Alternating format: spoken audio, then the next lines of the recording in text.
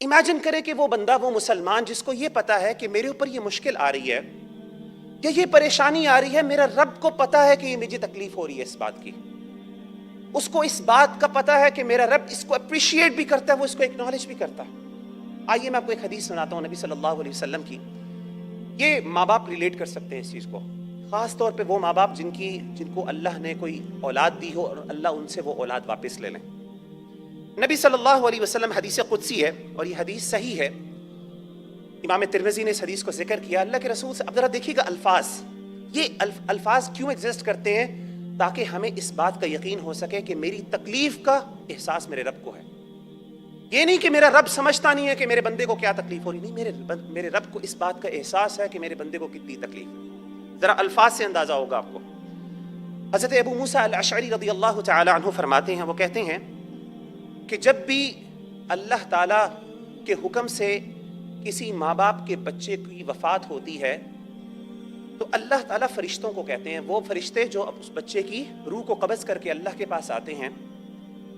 الفاظ ذرا سنیے گا، ڈائلاگ حدیث میں ذکر ہے، اللہ کے رسول کے الفاظ ہیں، وہ الفاظ جس پہ ہمارا ایمان ہے، یہ جھوٹ نہیں ہو سکتے۔ الفاظ کیا ہیں؟ قبضتم ولد عبدی، اے میرے فرشتوں مجھے بتاؤ تم نے میرے بندے کے بیٹے کو قبض کر لیا، اس کی روح نکال لی، اس کی جان نکال لی۔ الفاظ دیکھ رہے کمپیشن کتنا ہے کہ میرے بندے کے بچے کو تم نے اس سے چھین لیا۔ فیقولون نعم، وہ کہتے ہیں اللہ ہاں بالکل۔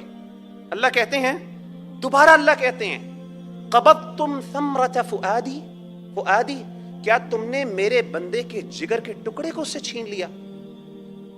الفاظ پہ غور کر سکتے ہیں، کون کہہ رہا ہے؟ حدیث قدسی ہے، اللہ تعالیٰ کہہ رہے ہیں۔ اللہ کو کہنے کی کیا ضرورت ہے؟ کس کے حکم سے یہ سب کچھ ہوا ہے؟ اس کے حکم سے نا۔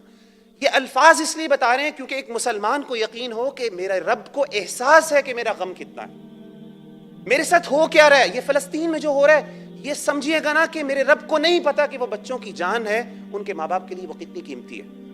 قبضتم ثمرۃ فؤادہ، کیا تم نے میرے بندے کے جگر کے ٹکڑے کو اس سے چھین لیا؟ آگے سنیے، فیقولون نعم، کہتے ہیں اللہ ایسے ہی ہے۔ اللہ کہتے ہیں اچھا بتاؤ ماذا یقول عبدی، جب تم نے یہ جان قبض کی تو اس وقت میرے بندے کی زبان پہ کیا الفاظ تھے؟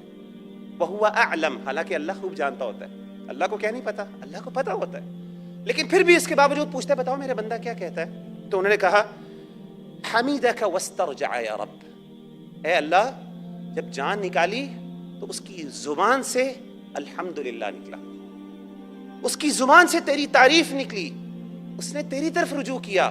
اس کے جب آنکھوں سے آنسو نکل رہے تھے تو بجائے یہ کہ وہ کسی ایکس وائی زی کے دروازے پر جاتا اور تیرا شکوہ کرتا، وہ تیرے دروازے پر آیا اور تیرے سامنے اس نے رویا۔ اللہ کہتے ہیں اچھا ایسا ہے؟ آپ نے فرمایا تو جاؤ جنت میں جاؤ اور اس میرے بندے کے لیے جس کے بچے کو تم نے چھینا ہے اس کے لیے ایک جنت میں گھر بناؤ اور اس کا نام رکھو وَسَمُّوهُ بَيْتَ الْحَمْدِ، اس کا نام رکھو حمد کا گھر، تعریف کا گھر، کیونکہ اس بندے نے اس موقع پر بھی میری تعریف بیان کی۔ اب آپ دیکھ سکتے ہیں کہ ایک مسلمان کا ورلڈ ویو کیا ہے۔ جب اس پر مشکل آئی تو اس کے منہ سے الحمدللہ نکلا۔ نبی صلی اللہ علیہ وسلم کیا کرتے تھے؟ آپ صلی اللہ علیہ وسلم جب بھی کوئی مشکل کو دیکھتے، پریشانی کو دیکھتے، آپ کہتے الحمدللہ علی کل حال، اللہ کی تعریف، ہر قسم کی تعریف اس اللہ کے لیے، ہر حال میں اللہ کی تعریف۔